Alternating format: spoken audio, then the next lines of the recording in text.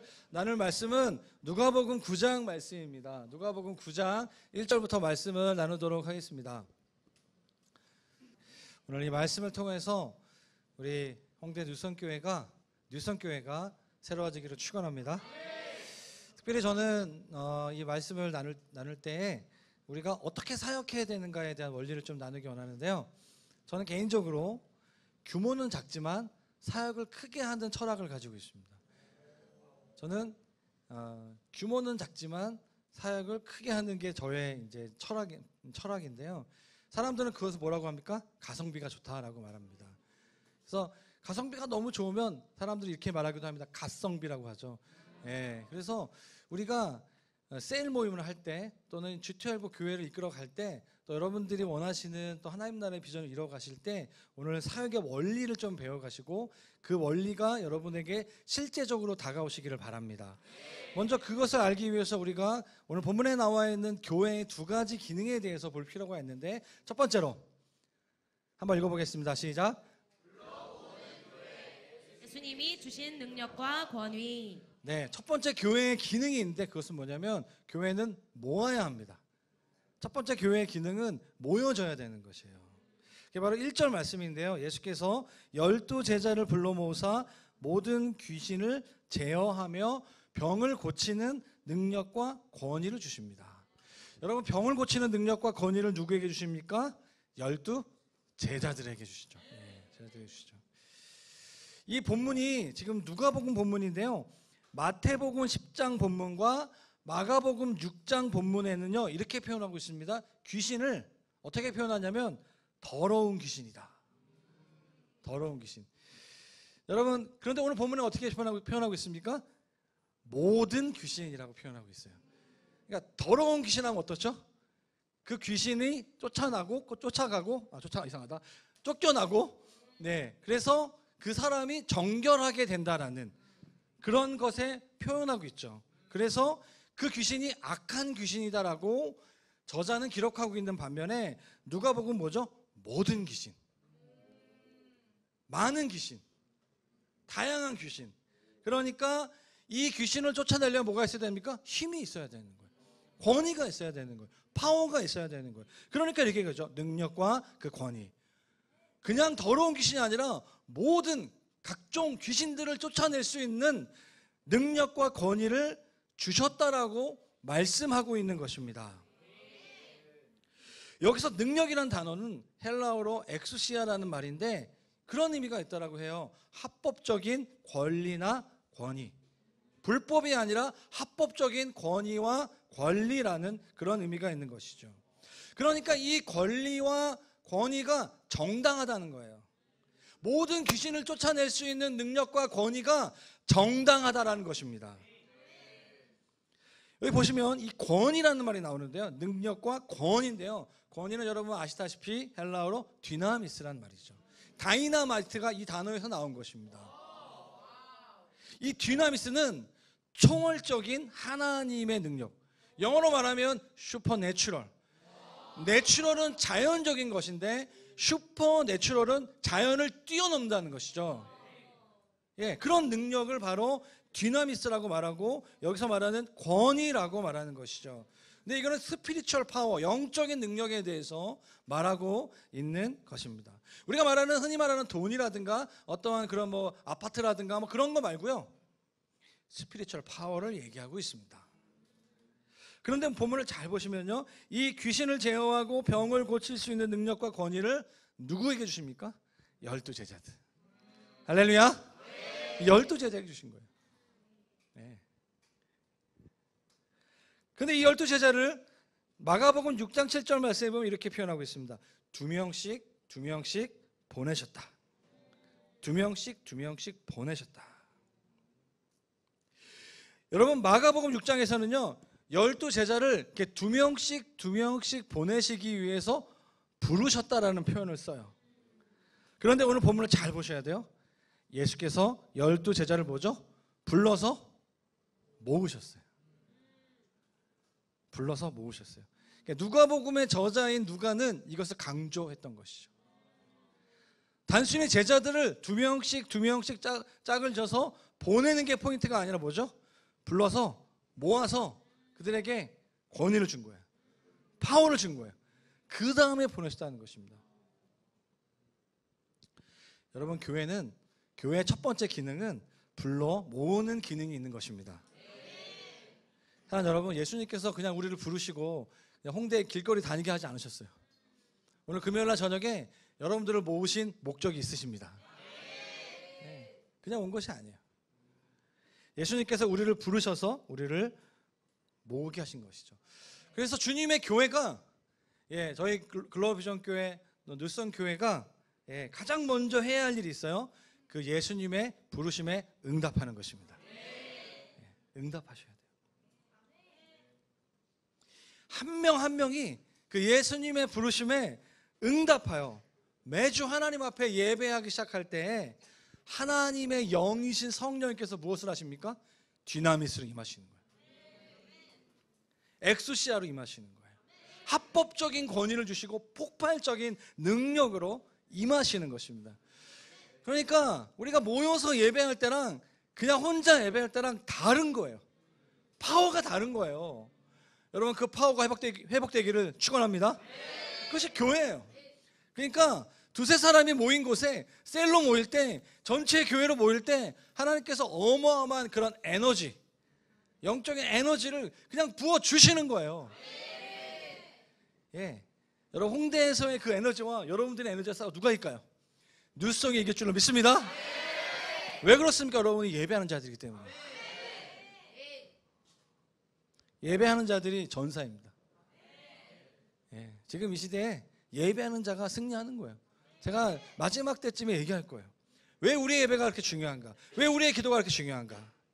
교회의 첫 번째 기능은 불러 모으는 교회라면 두 번째 교회의 기능을 한번 같이 읽도록 하겠습니다. 시작.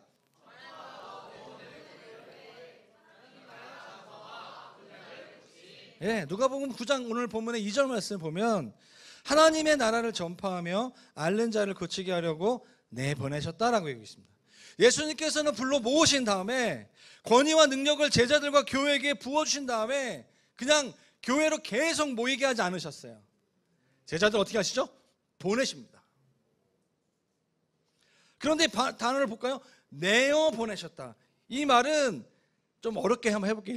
일부러 제가 아는 척 해보겠습니다. 헬라어 앞에 스테 일렌이란 말인데 3인칭 단수 부정 과거 능동태 직설법. 와우, 말하기도 어려워. 제가 헬라어 잘하지 못하는데 이런 표현이 있다고 합니다. 이게 무슨 말이냐면 보내신 분이 중요하다는 거예요. 그가 보내셨다. 내가 보내진 게 중요한 게 아니라 나를 어떤 사장님이 보낸 것도 아니고 학교 총장님이 보낸 것도 아니고 부모님도 아니고 뭐죠? 예수님께서 보내셨다는 것입니다. 그게 강조되고 있는 단어라는 거예요. 그러니까 하나님께서 우리에게 권한과 사명을 주신 다음 보내실 때 그 누가 우리를 보내느냐, 누가 우리의 대장이냐라는 거예요.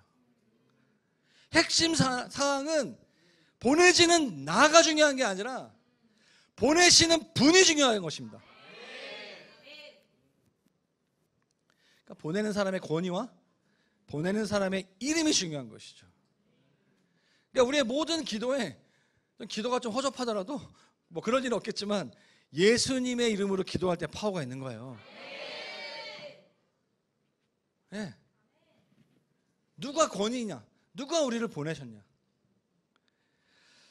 그런데 예수님의 이름과 권위를 가지고 보내신 제자들이 해야 하는 일이 있어요. 자, 본문 2절을 볼까요? 첫 번째, 하나님 나라를 전파하는 일이죠. 하나님 나라를 전파하는 거예요. 여러분, 하나님 나라가 지금 임했습니다. 여러분, 하나님 나라를 다른 말로 하면 천국이잖아요. 천국은 죽어서 가는 것이 아니에요. 지금 우리가 누려야 하는 곳입니다. 예수님께서 모든 걸 다 지불하셨어요. 예수님 믿는 그 시간, 그 장소 가운데 천국이 시작된 거예요. 하나님 나라는 시작됐어요.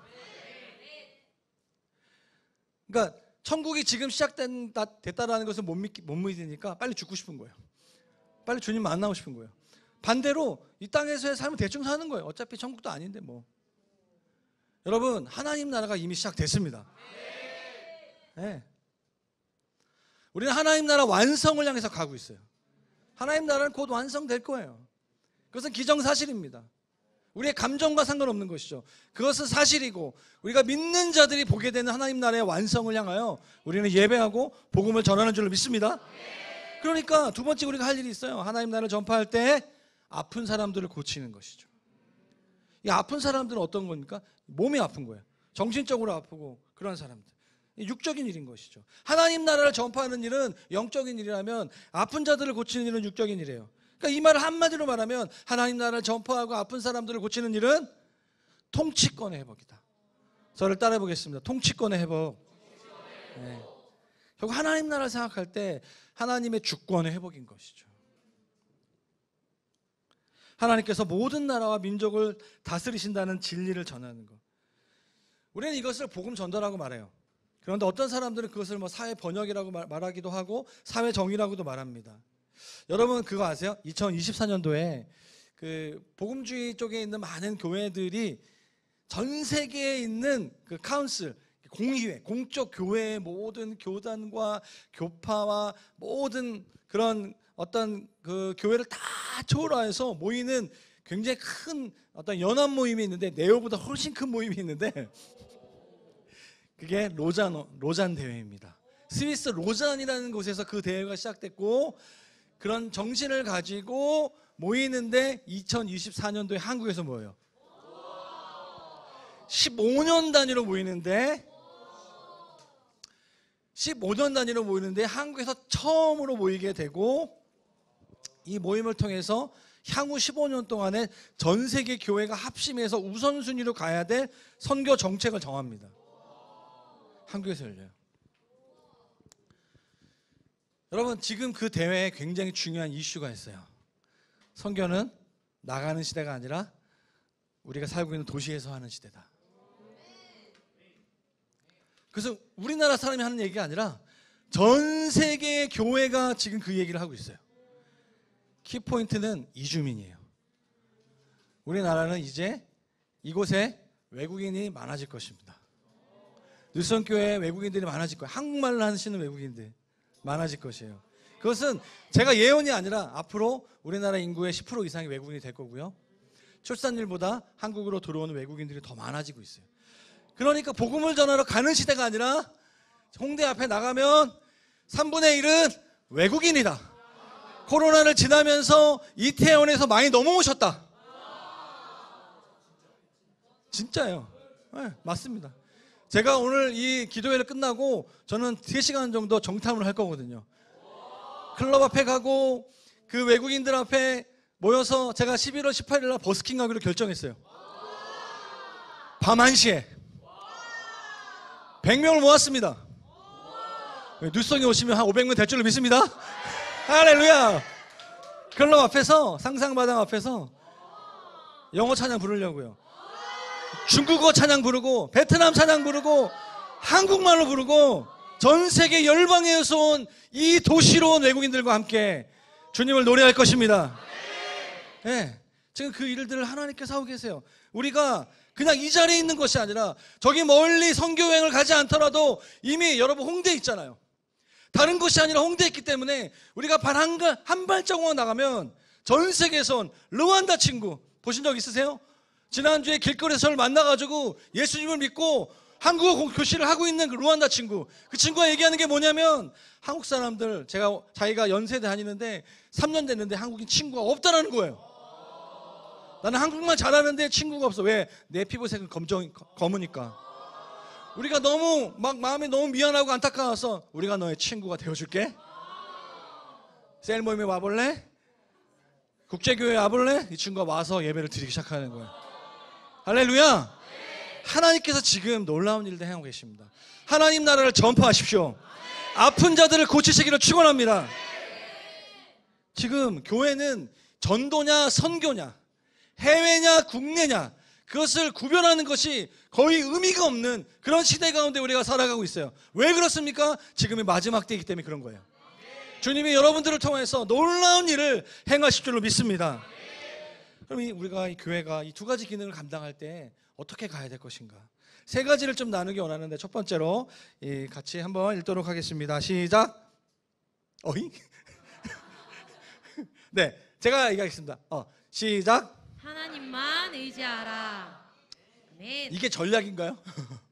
이게 전략이에요. 사역의 원리예요.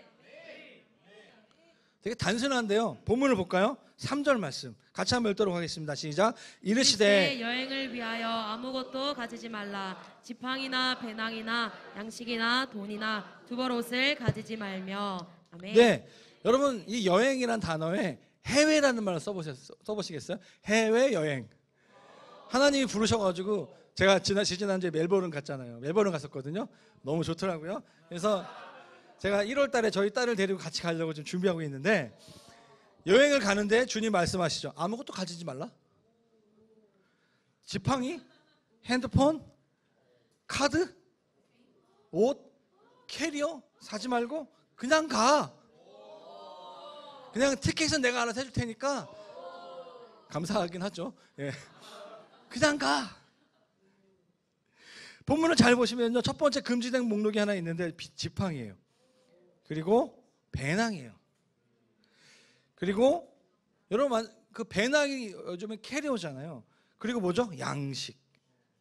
게다가 돈도 안 돼요. 이 말은 무슨 말입니까? 가지 말란 얘기죠.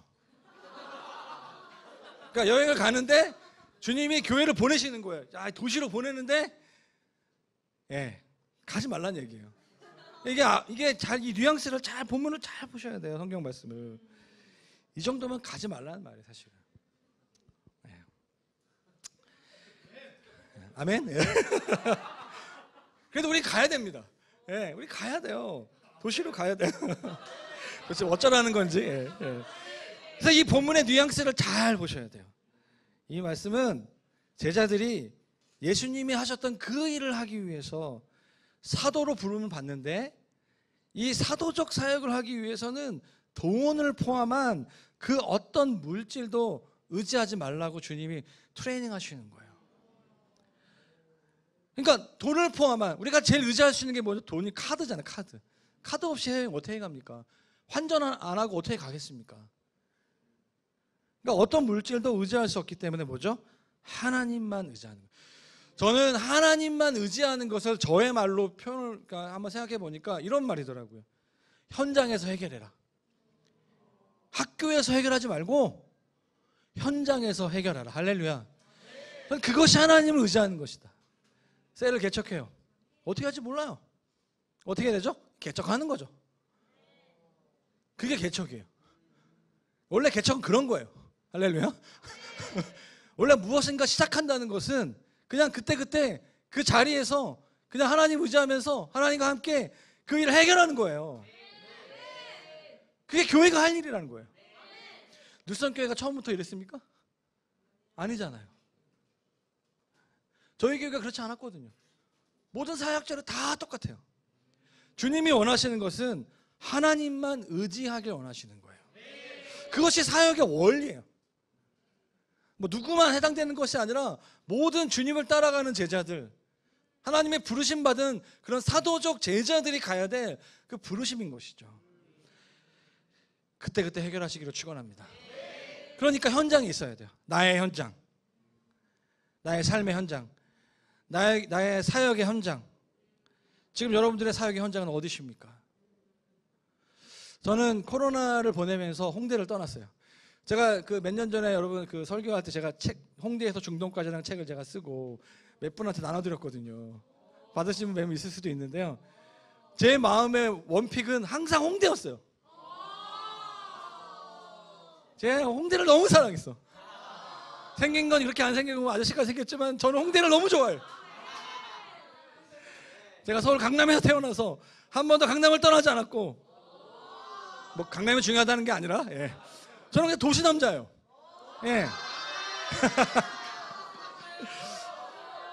홍대 올 때마다 너무 좋았어요. 제가 교회를 처음에 청주에서 개척했거든요. 청주에서 개척을 했는데 한 1, 2년 만에 한 100여 명의 청년들이 모였어요. 그래가지고 이 청년들이 5명이 서울로 취업을 했어요. 취업을 했는데 그럼 취업을 하면 어떻게 되죠? 청주가 130km거든요. 홍대랑 130km 차로 2시간 반 걸려요. 이 친구들이 니네가 셀 개척했으면 니네가 교회 개척하고 알아서 해라. 나는 청주에서 뼈를 묵으리라. 청주에서. 그렇게 제가 살고 있었는데 이 친구들이 갑자기 어느 날 장소를 계약했어요. 할렐루야. 합정동 양화 빌딩에 교회를 자기들이 그 대출을 받아가지고 자기들이 월세를 내고 목사님 오셔야 됩니다. 그때 전도사였거든요. 10년 전에 저보고 오라는 거예요. 그래가지고 오전에 10시에 예배 드리고 KTX를 오성역에 타서 서울역에 내려서 오면은 딱 2시 반이에요. 2시 반에 예배를 드리기 시작하는 거예요. 합정역 7번 출구, 5번 출구, 7번 출구가 양화빌딩에서 예배를 그렇게 한 3년 드렸어요. 3년을 드리면서 하나님께서 은혜를 많이 주셔서 우리 교회의 비전은 기도의 집이다. 그래서 양화진 기도의 집이다. 순교자의 피를 이어서 우리가 주님 앞에 순교자의 마음으로 홍대에서 지키리라. 2013년도였어요. 제가 3년, 4년, 5년 동안 그곳에서 있으면서 아무도 모르는 그런 그곳에서 하루에 몇 시간씩 기도하면서 시간을 보냈습니다. 할렐루야. 네. 멋있죠? 네. 저희 아내는 청주의 교회를 담당하고 있었어요. 일주일에 한두 번 만났습니다. 저희 아들은 갓난 어린아이였고 저는 일주일에 만나서 집에 갔다가 홍대로 오면은 저희 아들이 아빠 놀러 와? 아빠 또 와? 이런 말을 하면서 이제 했던 기억이 있습니다. 그런 시간을 보내면 저희가 이제 지하에서 지상으로 가는 시간들이 있었어요. 연남동으로 갔어요. 연남동의 그 핫플레이스 3번 출구 앞에 그 연터럴 파크 바로 앞에 저희 연남 파출소가 있는데 그 앞에 저희가 교회에 한 4년 정도 이렇게 있었어요. 3부 예배를 드렸습니다. 장소가 너무 좁아가지고 50명 모이면 모일 수가 없는 거예요. 50명 모이고 저녁 예배 드리고 레드빅에서 저녁 예배 드리고 국제교회 드리고 그렇게 저희가 3, 4년 동안 드릴 때 여러분 교회 개척됐어요. 저희가 같이 그렇게 왔어요. 그런 시간을 보내고 있는데 코로나가 왔죠. 저희는 사실은 한 200명 정도 모이는 뉴성교회 여기 장소 옮길 때 저희 교회도 옮기려고 했었거든요. 이런 비슷한 장소를 같이 알아봤었어요. 한 200~300명 모이는 그런 어떤 공연장을 알아보다가 하나님께서 저희 아내가 이제 약간 아픈 시간이 있었어요. 육체적으로 아픈 시간이 있었고 저희 가정도 저희 딸이 여기 서교초등학교 다녔거든요. 그래서 이제 이렇게 이런 시간들을 보내면서 저희가 홍대를 떠나게 됐습니다. 코로나 기간 가운데. 저는 사실 그 시간들을 보내면서 제가 죽는 것과 같은 고통이 있었어요. 지금은 괜찮아, 잘 살고 있습니다. 그때는 굉장히 힘든 시간이 있었어요. 미련이 막 남더라고요. 하나님 이제 제가 늙었습니까? 제가 청년 사역 못하겠습니까? 저희 교회가 다시 못하겠습니까? 그래서 제가 할 수 있는 모든 방법을 동원하여서 코로나 기간에 모이려고 했고 그러나 정부에서 계속 어렵게 했고 이런 시간들을 2년 동안 보내면서 결국에 연남동 교회 닫게 됐고 제가 이제 아시는 분은 아시는지 모르겠지만 합정역에 노란 코끼리라는 카페를 했습니다. 마치 베드로가 물고기나 잡자 그런 것처럼 커피나 내리자 빵이나 굽자 르벤 쿠키 당근 케이크 바리스타 로스팅 제가 그 기간 또 1년 넘는 기간 동안에 모든 자격증을 다 따고 제 신분을 세탁했습니다. 나는 이제 홍대 목사가 아니야. 나는 날라리고 나의 현장은 교회가 아니고 세상이다. 멋있는 척하면서 제가 1년 6개월 동안 올 5월까지 카페를 영업했었습니다. 여러분 현장을 잃어버리면 우리 영은 죽어요. 제가 코로나 기간 동안에 다른 어떤 것보다도 제 영이 죽더라고요. 왜냐하면 내가 있어야 될 곳에 있지 않는 거예요. 하나님 제가 있어야 될 곳이 무엇입니까? 그걸 제가 하나님 앞에서 찾지를 못하니까 김포에 갔는데 죄송하지만 김포는 내가 있을 곳이 아닌 거예요. 저희 집도 있고 저희 아내도 있고 애들도 있고 교회도 있고 하나님께서 교회를 주셨어요. 건물도 사게 하셨어요. 다 잘 돼. 그런데 제 영은 죽는 거야. 제가 최근에 얘기했습니다. 여보, 이 교회는 당신이 목회해야 될 것 같아. 진짜예요. 그래서 왜냐하면 내가 죽을 것 같아. 내가 김포가 싫은 게 아니라 내가 이곳에서 계속 목회를 한다면 나는 영적으로 죽을 것 같아. 나를 풀어놔줘.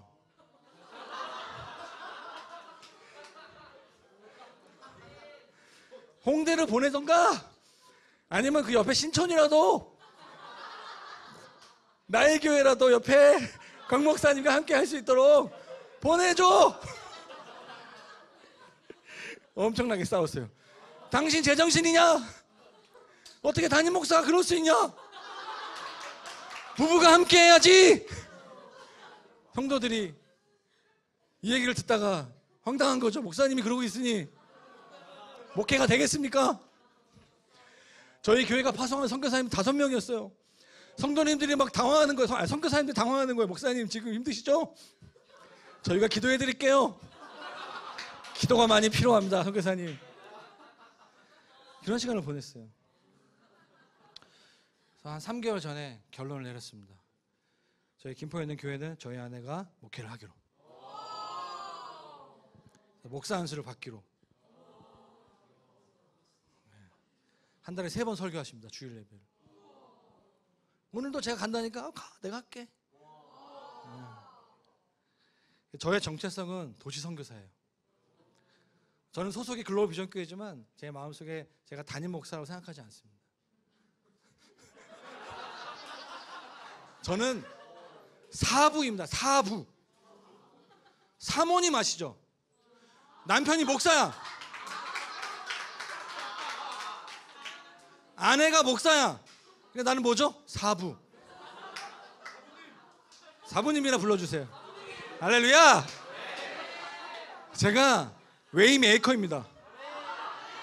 할렐루야. 제가 새로운 길을 열어요. 이게 돌파예요. 너무 웃기죠? 제가 우리 네오 모임 때 제가 얘기를 했어요.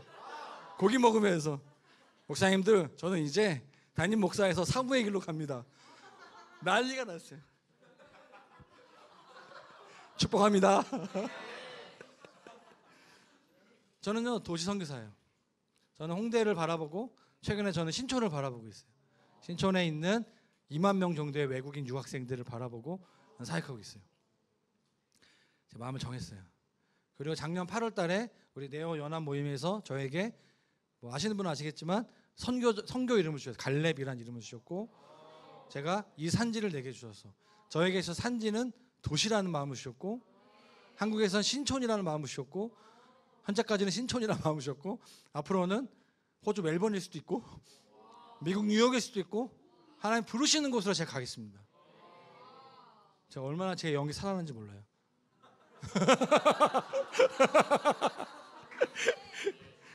이건 뭔가 싶죠? 네. 하나님이 크신 분이십니다. 네. 제가 내년에 반백살이에요. 이제 내년에 50이에요. 저 지금까지는 목회자로 살았다면 25년 동안 목회했는데 캠퍼스 사역하고 했는데 이제 남은 시간에는 저는 저를 기억하실 때 도시를 기억해 주십시오. 저는 11월 달에 버스킹 할 겁니다. 홍대 배짱이호를 아세요? 홍대 배짱이호를 남빈 목사님 추천해 주셨는데 예약했어요. 11월 셋째 주에 외국인들과 함께 예배하기로. 그리고 철야 기도할 거고. 예. 저는 현장이 중요하다고 믿습니다. 현장을 생각하면 여러분 하나님 의지할 수밖에 없어요. 저는 다시 초심으로 돌아왔어요. 하나님께서 저를 처음 25살에 예수님을 만났고 28살에 중앙아시아 투르크메니스탄은 나라를 선교사로 떠났고, 그곳에서 아무도 없는 한국 사람 5명 있는 나라에 가서 제가 싱글로 혼자 그 시간을 보내면서 오직 하나님만 의지했던 그 순간들, 여러분 지금이 가장 행복한 순간인 줄 믿습니다. 여러분들이 지금 이 홍대 땅에 있다는 거 얼마나 큰 특권이고 얼마나 감사하고 얼마나 영광스러운지 모릅니다. 그래서 여러분 그 현장을 사수하십시오. 지키셔야 돼요. 돌파하십시오. 건물을 구매하십시오. 홍대에서 가장 큰 교회 되십시오. 할렐루야. 예, 저는 가끔 빌리겠습니다. 할렐루야.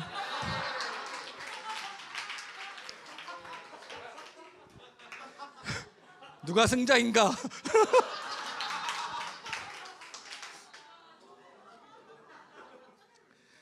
사역의 원래 두 번째에 대한 말씀 나누기 원합니다. 같이 한번 읽겠습니다. 시작. 만남의 주되심을 인정하라. 우리가 현장을 나가는데 그 모든 현장에서 만나는 사람과의 만남 가운데 누가 주인 되시냐, 그걸 기억하셔야 한다는 것이죠. 4절 5절 말씀 이렇게 얘기하고 있습니다. 어느 집에 들어가든지 거기서 머물다가 거기서 떠나라. 누구든지 너희를 영접하지 아니하거든 그 성에서 떠날 때에 너희 발에서 먼지를 털어버려 그들에게 증거를 심으라. 이제 갔어요. 여행 갔어요.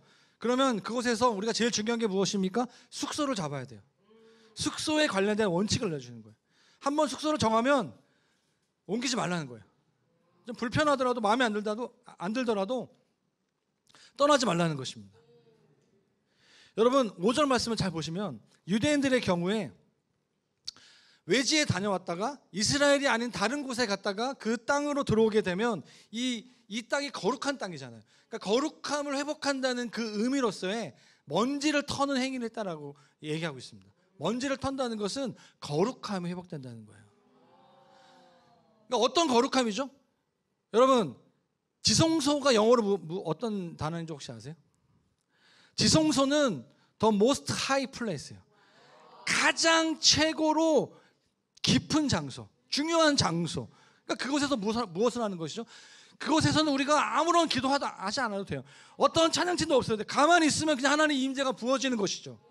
성소와 지성소는 다른 거예요. 지성소. 그러니까 거룩함이 능력이잖아요. 거룩함이 파워거든요.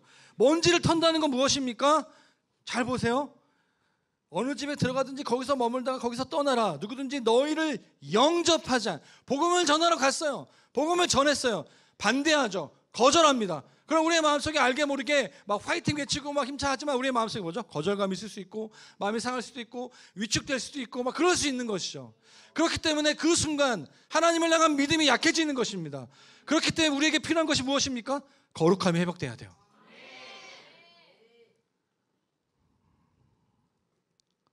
먼지를 터는 것은 두 가지 의미가 있어요.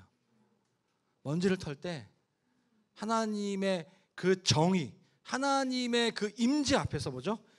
심판이 있을 것에 대한 확신이에요. 너희가 나를 거부해? 하나님의 심판이 있을 거예요. 물론 그들에게 찾아가서 저주를 말하지 않을 것입니다. 왜냐하면 하나님의 메시지를 거부하는 자들에게는 영원한 지옥이 있어요. 제가 말하는 것이 아니라 성경에 나와 있는 진리잖아요. 그러나 반대로 아무리 사도들이라 할지라도 하나님의 메시지를 전했지만 받아들이지 않을 수 있다는 그런 의미가 있는 것이죠. 그러니까 낙심하지 말라는 거예요. 여러분 기도의 가장 큰 적은 낙심이에요. 낙심하게 되면 거룩함을 잃어버리는 거예요. 거룩함을 잃어버리는 게 뭐 음란, 뭐 다른 여러 가지 돈 그런 걸 수도 있겠지만 낙심하게 되면 거룩함을 잃어버리게 되는 거예요. 주님께서 기도에 대한 가르침을 하실 때마다 항상 하셨던 말씀이 뭐냐면 낙심하지 말라는 거예요. 낙심이 무엇입니까? 마음이 떨어진 거예요. 마음이 떨어져 있기 때문에 하나님을 향한 믿음이 발동이 안 되는 거예요. 그게 거룩하지 않은 상태인 거예요. 오늘 여러분 낙심을 돌파하시기를 축원합니다. 이것은 거룩한 땅이에요. 세 번째, 사역의 원리에 대해서 말씀을 나누겠습니다. 결국 순종하는 제자들이 뭐가 됩니까? 사도가 되는 거예요. 결국 제자에서 사도로 가는 그 길은 순종이 있어요. 6절 말씀인데요. 같이 한번 읽겠습니다. 시작. 제자들이 나가 각 마을에 두루다니며 곳곳에 복음을 전하며 병을 고치더라. 네. 아멘. 여러분 제자들이 이제 여행을 가고 또 숙소를 정했는데 계속 숙소에 있다고 생각해 보십시오. 되게 웃긴 거죠. 하나님 말씀하셨는데 계속 가만히 있어. 여기가 좋사오니 여기만 있겠습니다. 이 본문을 잘 보시면요, 이 나간다는 단어가 엑세르 코마이라는 말인데 쉽게 말하면 ing 현재 진행형이라는 말이에요. 그러니까 뭐냐면 계속 가고 있는 거예요. going, keep going 하고 있는 거죠. 계속 가고 있는 상태. 나갔다가 들어와서 다시 나가고 다시 나가고 다시 나가는 상태인 것이죠. 그러니까 쉽게 말하면 12제자의 사역이 계속적이고 반복적으로 이루어졌다는 것입니다. 일회적으로 한번 뭐 전도여행 가고 어디 가고 노방전도하고 버스킹하고 끝나는 것이 아니라 계속해서 그 사역이 일어났다는 그런 의미가 있는 것입니다. 오늘날로 말하면 제자들이 각 도시를 두루 다니면서 계속해서 하나님 나라를 전한 것이죠. 이것이 순종이에요. 순종은 한 번 하는 것이 아닙니다. 계속하는 거죠. 계속하는 거예요. 그게 사역의 원리예요. 사역의 원리는 하나님만 의지하는 것이고요. 사역의 원리는 모든 만남의 주대심을 인정하는 것이에요. 그리고 계속해서 하나님 말씀 앞에 순종하는 것인 줄로 믿습니다. 우리가 12제자가 계속해서 그런 사역의 원리를 가지고 하다 보면 주님이 우리에게 하나의 직분을 주시고 하나의 그런 어떤 미션을 주시는데 그게 바로 사도라는 직분입니다. 저는 이 얘기를 하고 오늘 말씀을 좀 이따가 정리하도록 하겠습니다. 자, 10절 말씀인데 같이 한번 뵙겠습니다. 시작. 사도들이 돌아와 자기들이 행한 모든 것을 예수께 여쭈니 데리시고 따로 베세다라는 고을로 떠나가셨으나 10절을 잘 보셔야 돼요. 호칭이 같은 사람들이에요. 제자가 어떻게 되죠? 사도가 되는 거예요. 성경을 잘 보셔야 돼요. 제자가 사도가 돼요. 그리고 후반부에 가면 다시 또 제자가 돼요. 제자가 언제 사도가 되느냐가 중요한 거예요. 그래서 제자와 사도의 단어를 잘 좀 구별할 필요가 있습니다. 제자는 쉽게 말하면 인스타그램 많이 하시잖아요. 팔로워. 누군가를 따라가는 사람이 제자인 거예요. 그러니까 리더가 있고 제자가 있는 것이고 스승이 있고 티처가 있고 따라가는 사람이 있는 것이죠. 그러니까 교회에서뿐만 아니라 사회에도 세상에서 제자가 있어요. 근데 우리는 예수님의 제자이죠. 네. 여러분, 제자는 좋은 제자가 어떤 제자이죠? 제가 생각하기에 좋은 제자는 스승의 말을 잘 듣는 제자예요. 그러니까 이제 학교에서 공부 잘할 수 있는 방법은 교수님이 원하는 거 하는 거예요. 자기가 원하는 거 하는 게 아니라 교수님이 원하는 거. 뭐 이게 맞는지 모르겠지만 저는 교수님의 학점을 잘 받기 위해서는 교수님이 얘기하는 대로 하는 게 제일 좋은 거죠, 사실은. 그냥 상식적으로. 사도는 어떤 의미가 있냐면 사도는 쉽게 말하면 제자긴 제자인데 보내심을 받은 제자란 뜻이에요. 이 의미를 잘 오늘 기억하시면 여러분들에게 엄청난 변화가 있을 것입니다. 보냄받은 제자. 저는 이 단어를 계속 제가 네오 모임 때도 한번 얘기했던 것 같은데 사도적 제자라고 표현을 쓰고 싶어요. 쉽게 말하면 사도적 제자들은요, 예수님을 대신해서 사역하는 사람들이에요. 그리고 예수님의 사역을 이어받은 제자들이에요. 예수님 시대에 예수님이 살아계실 때의 3년 동안의 제자는 예수님이 하신 것만 하는 거예요. 예수님한테 테스트 받아야 되는 것이고 예수님이 하신 거 잘 보는 게 첫 번째 이들의 부르심이었어요. 그런데 오늘 누가복음 9장 말씀을 넘어가면서 누가는 이렇게 얘기합니다. 그들이 제자가 아니라 사도다. 사도다. 왜 사도일까? 이들은 앞으로 예수님이 없어도 예수님의 영이신 성령님과 함께 예수님처럼 하도록 부름받은 제자들이기 때문에 그런 것입니다. 여러분, 제자도의 최고의 목적은 우리가 제자 훈련을 하는 어떤 목사님, 어떤 리더를 따라가는 게 아니에요. 그가 없어도 내가 그처럼 사역하는 것이 제자도의 목적인 거예요. 그게 사도거든요. 예수님은 12 제자가 아니라 12 사도를 부르셨어요. 그게 오늘 설교 제목이에요. 너희가 먹을 것을 줘라. 제자는 줄 수 없죠. 스승이 계신데 어떻게 자기가 감히 해요? 우리나라 같이 유교적인 사회 속에서 스승이 계신데 함부로 하기 쉽지 않아요. 잘 알고 있어도 교수님 계시면 잘 발표하기 힘들거든요. 없으면 되게 잘해. 남빈 목사님 있는 설교 연습하려면 힘들어. 없으면 잘하죠. 맞나? 그게 우리나라의 어떤 정서적인 부분이 분명히 있는 것 같아요. 뭐 아닐 수도 있겠지만, 예. 예수님께서 십자가상에 죽으시기 전에 가장 집중하신 일이 무엇인가를 다시 한번 기억할 필요가 있어요. 제자를 사도로 만드는 거예요. 얘네들을 불러서 훈련시키고 내가 없어도 나의 일을 할 수 있도록 만드는 그 일을 예수님 하신 거예요. 예수님의 마음을 잘 아셔야 돼요. 사도는 누구입니까? 예수님이 하신 그 일을 하는 자입니다. 사도는 누구입니까? 예수님이 없어도 예수님이 하신 그 일을 할 수 있는 자가 사도인 것입니다. 저를 따라해 보겠습니다. 나는 사도적 제자입니다. 옆에 있는 분에게 너는 사도적 제자입니다.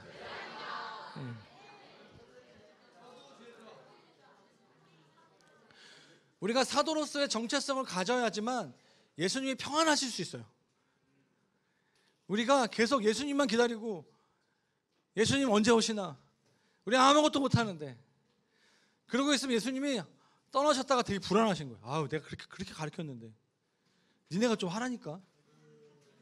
내가 다 줬잖아. 권위와 능력을 줬는데.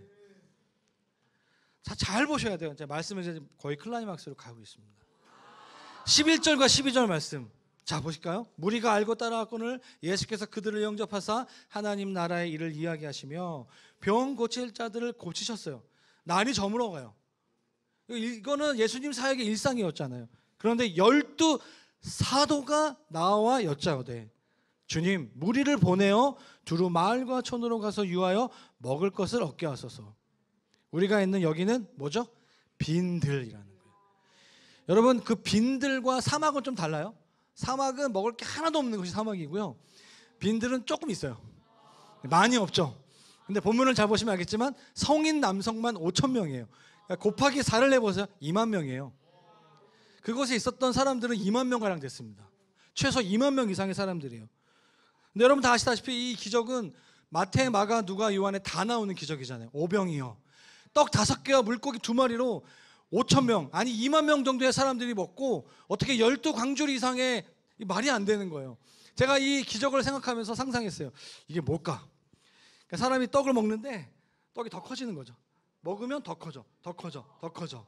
완전히 그 놀라운 그 슈퍼내추럴이 일어난 것이죠. 중요한 거는 무엇입니까? 오늘 13절 말씀이에요. 예수께서 이르시되 너희가 먹을 것을 주라. 여러분, 제가 질문해 볼게요. 이 설교를 잘 들으시면 알 거예요. 여러분, 여기서 말하는 너희는 제자입니까? 사도입니까? 제자입니까? 사도입니까? 네, 사도이죠.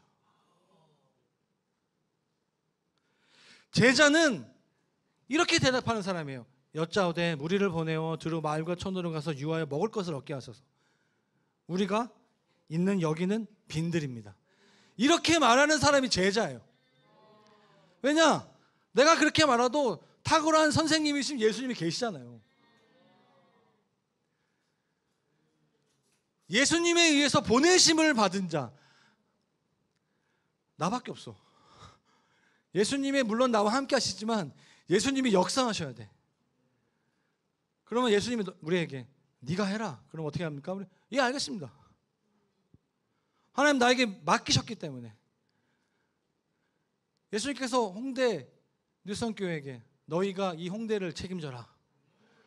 너희가 먹을 걸 줘라. 어떻게 됩니까? 아, 주님, 우리가 지금 뭐 떡 5개밖에 없고 다 청년들이고 뭐 이렇게 얘기하면 어떻게 됩니까? 제자인 거예요. 그러니까 주님이 오셔야 돼요. 계속 오셔야 돼. 오셔야 돼. 하늘나라 갔다가 다시 오시는 게 아니라 그냥 다시 오셔서, 이거 좀 이상하다. 완전히 다 끝난 상태에 오시는 게 아니라 계속 우리를 도와주셔야 돼. 주님은 어떤 분이십니까? 니네가 해라. 할 수 있다. 내가 줬잖아. 능력과 권위를. 너희는 교회잖아. 오늘 저와 여러분 가운데 이 13절 후반부에 있는 고백, 여짜오되 우리에게 떡 5개와 물고기 2마리밖에 없으니, 이런 모든 현실적인 고백이 끊어지기로 축원합니다. 예수님 모르실까요?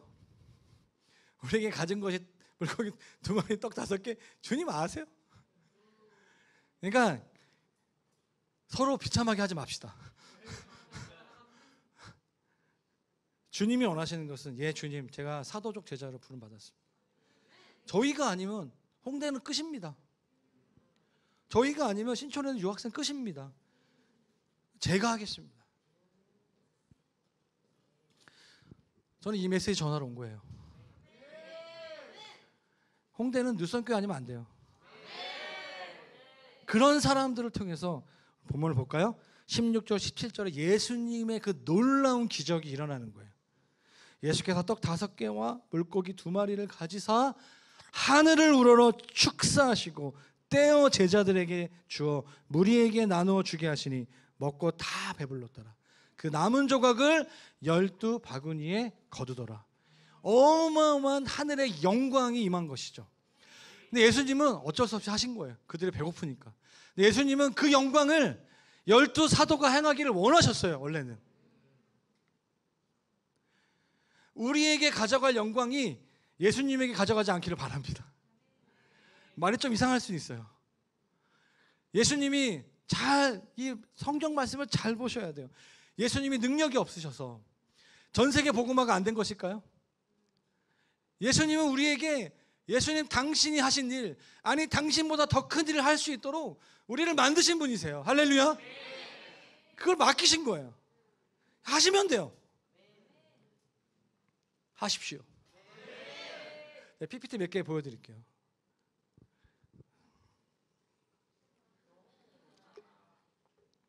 이 다음 페이지. 제가 카페에 있을 때 제가 이걸 만든 거예요. 제가 제빵 기능 하루에 막 이렇게 합정역 2번 출구 앞에서 이거 제가 다 만든 거예요. 르뱅 쿠키, 샌드위치, 마카롱 제가 다 만든 거예요. 네. 지금은 안 만듭니다. 다음 페이지. 여기서 외국인들을 초대했습니다.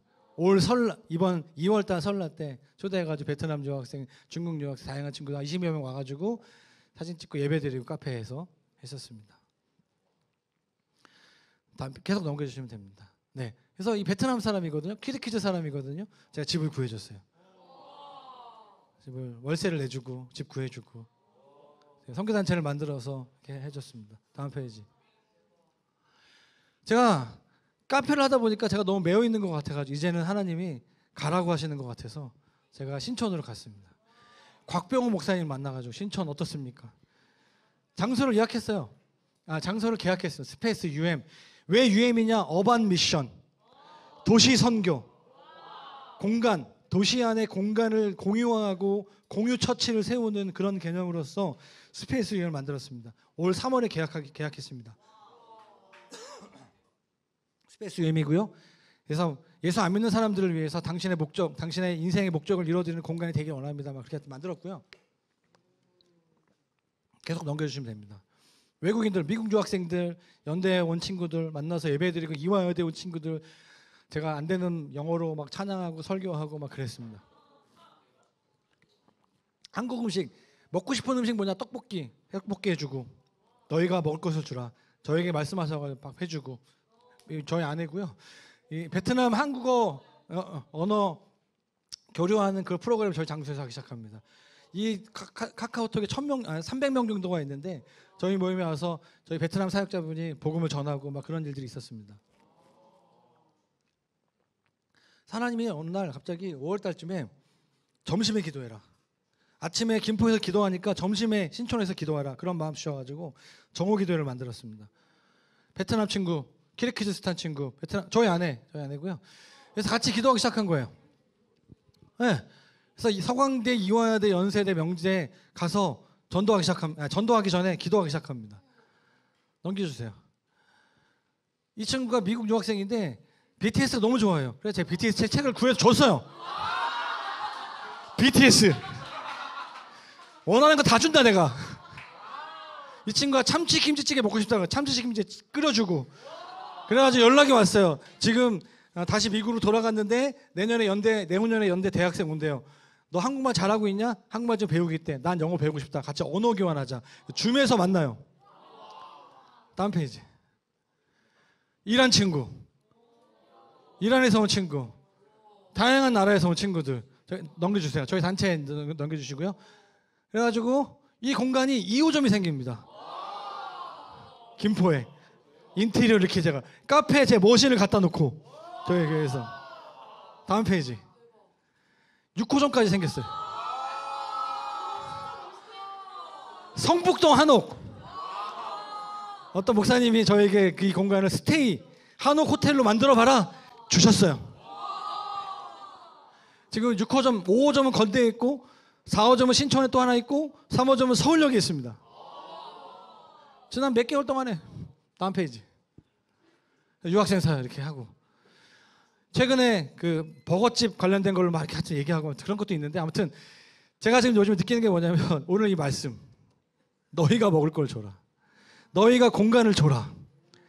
하나님께서 그래서 저희에게 지난 몇 개월 동안에 많은 일들을 하고 계세요. 쭉 넘어가 보실까요? 유학생 사역 뭐 이렇게 넘어가고 쭉 넘어가 보겠습니다. 그림 하나 볼게요. 제가 아까 교회 두 가지 기능 얘기했습니다. 하나는 모이는 교회, 하나는 흩어지는 교회. 우리는 지금 모여 있습니다. 모여서 같이 기도하고 예배하고,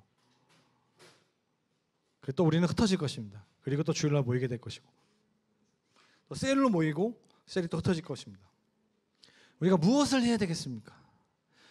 주님이 우리를 혼자 버려두지 않으십니다. 주님 우리 함께 하시죠. 네, 함께 하시죠. 그런데 주님이 하신 그 일을 우리를 통해서 하기 원하세요. 저와 여러분들은 약하지 않습니다. 저와 여러분들은 단지 제자가 아니에요. 사도예요. 그러니까 우리는 땅을 바라보면 안 돼요. 우리가 있는 곳이 사실 빈들이잖아요. 홍대에 뭐 선한 것이 있겠습니까?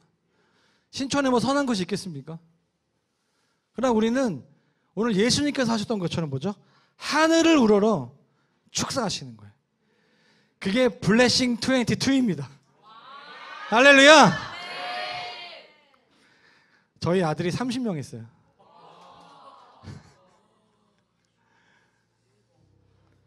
여러분, 블레싱이라는 것은 엄청난 권세예요. 중3짜리 아이가 뭔데? 도시를 축복해. 그냥 우리가 많이 모였지만 우리가 뭔데? 예, 클럽을 축복하고 청년들을 축복하고 이곳엔 유학생들을 축복할 수 있겠습니까? 분명히 우리가 아셔야 될 것이 있어요. 우리는 사도적 제자로 부름받은 주님의 특별한 사람들인 줄로 믿습니다. 오늘 우리가 해야 될 일이 있어요. 오늘 우리가 해야 될 일이 있는데 그것은 무엇입니까? 우리에게 능력과 권위가 있다는 거예요. 오늘 누가복음 9장 1절 말씀을 기억하십시오. 교회에게 그 권위와 권능을 부어주십니다. 우리가 할 것이 있어요. 해야 할 것이 있습니다. 성령을 구하셔야 돼요. 주님을 구하셔야 돼요. 그리고 현장이 회복되셔야 돼요. 제가 코로나 기간에 제가 간증했잖아요. 하나님 저를 부르신 그 땅에 부르신 사람들을 만나지 못하니까 제 영이 죽어가고 있는 거죠. 여러분, 셀 리더들이 언제 행복한 줄 아십니까? 영혼을 만날 때. 목회자가, 선교사가 자기를 부르신 그 땅에 아무리 힘들고 어렵고 그것이 빈들이라 할지라도 그것에 있을 때 주님이 우리에게 부담되는 말씀, 너희가 먹을 것을 주라 말씀하셔도, 예 주님 감사합니다. 제가 요즘 어떤 생각이 드는 줄 아세요? 지난 일주일 동안 뭐 많은 얘기들을 들어요. 우리 공간을 좀 살려서 스페이스 UM으로 8호점으로 만들어주세요. 9호점 만들어주세요. 주님 말씀하십니다. 너희가 먹을 것을 줘라. 네가 해라. 새로운 비즈니스, 저는 돈 없는데요. 주님 말씀하십니다. 네가 해라. 너처럼 이 도시 안에 있는 유학생들, 외국인들을 섬기고 복음을 전하고 싶은 사람 그렇게 많이 없는 것 같다. 예 주님, 그럼 제가 하겠습니다. 여러분, 홍대 도시를 누구에게 맡기셨습니까? 뉴슨 교회에게 맡기셨습니다. 우리는 뭐 해야 됩니까? 예 주님, 우리가 여기 있습니다. 예배하는 전사들로 일어나겠습니다.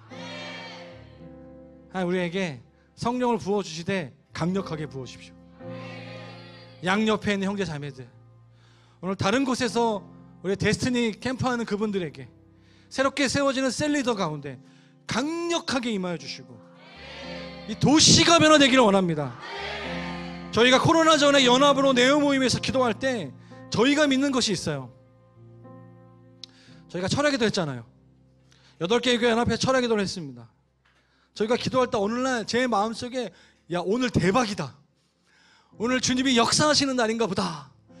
저희가 목사님들이 끝나고 피드백할 때 그때 경찰차가 이 동네에 너무너무 많이 왔었어요. 알고 보니까 그 승리 형제 버닝썬 사태가 있었던 그 날이라는 거예요.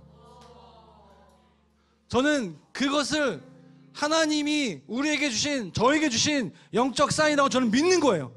우리가 많은 일이 있고 피곤하고 해야 할 일이 많음에도 불구하고 우리가 함께 모여서, 교회인 우리가 함께 모여서 예배하고 기도하는 이유가 무엇이겠습니까? 오늘 우리가 기도할 때 하늘이 열릴 줄로 믿습니다. 오늘 시간 땅을 바라보고 빈들을 바라보며, 주님, 우리에게는 떡 5개와 물고기 2마리밖에 없습니다. 어떻게 성인 5천 명을 먹일 수 있겠습니까? 혹시 그러고 있었다면 오늘 이 시간 다시 한번 우리의 관점이 변화되기를 원합니다. 저희 하늘을 바라보겠습니다. 이 세상을 지으시고 만드시고 운행하시는, 이 도시를 축복하게 원하시는, 이 홍대를 사랑하시는 주님을 바라보며 뉴성 교회가 일어나겠습니다. 우리가 예배하는 전사들로 일어나서 하나님이 도시를 주님께 올려드리기 원합니다. 우리 그렇게 기도하기 원하시는 분은 다 같이 일어나셔서 우리 같이 기도합시다.